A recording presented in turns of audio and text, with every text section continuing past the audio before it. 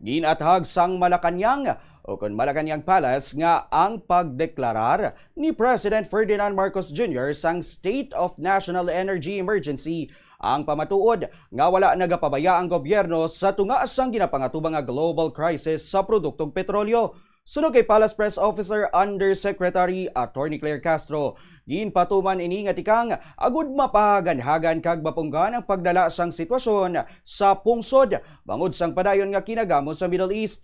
Ginpayag sang opisyal nga katuyuan sang administrasyon nga manginmadasig ang paghatag sang mga solusyon antes pa man maglabot ang pungsod sa isa ka indi maayo nga sitwasyon. Sa idalom sang sini nga deklarasyon, ginatagan sang gahom ang gobyerno nga padasigon ang pagkuha sang alternatibo nga supply sang langis kag magatag man sang mga subsidiya para sa mga apektado nga sektor agud masiguro ang seguridad sang enerhiya sang pungsod tubtob natapos ang ginapangatubang nga krisis. So kung tayo po ang kauna-unahan nag-declare ng state of energy emergency, yan lamang po ay nagpapatunay na ang pamahalang ito ay hindi po nagbabagal sa kanilang pagkilos.